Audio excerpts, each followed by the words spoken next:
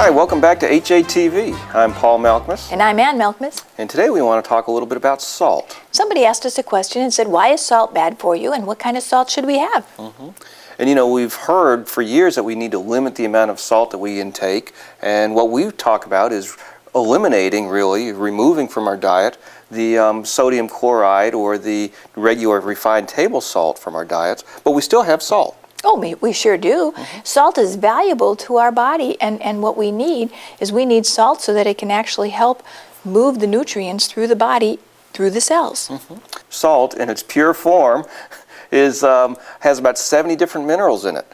And so it's really important for us to get the minerals and the trace minerals that are in the salt, the unrefined type salt.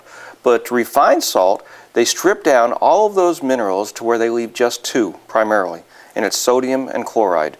So those two minerals, for it to be called table salt, has to be 98% sodium chloride, or they can't put the salt label on it. That's unfortunate because sodium chloride together can be rather deadly.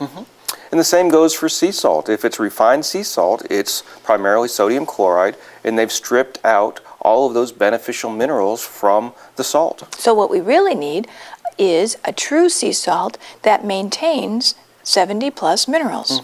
And that could be in the case of Himalayan salt or Celtic sea salt or Eden salt. Those are the three varieties. They have the full complement of minerals, and they're processed in a way that doesn't strip out those minerals, nor do they add heat to the processing.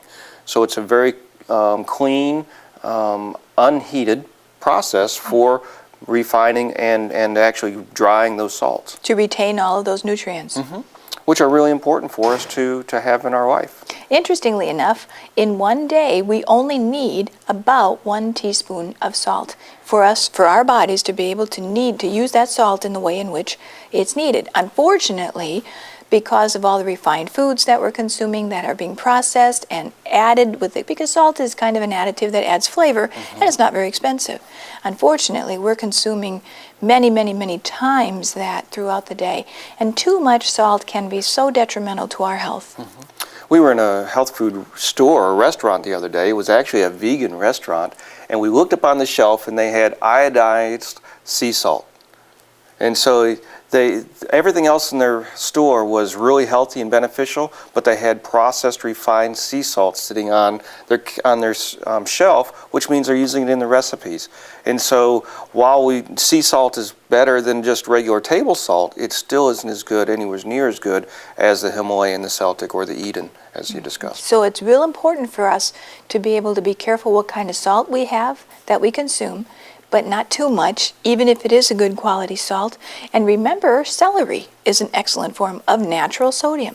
So if you have that desire to have something salty, eat a piece of celery, because you may find that that's going to be able to curb your appetite for salt, and it will not harm you in any way. Yeah. A couple years ago, I heard somebody in Africa, and they were struggling with health. They were on a healthy diet and lifestyle, but they had eliminated all sodium from their diet.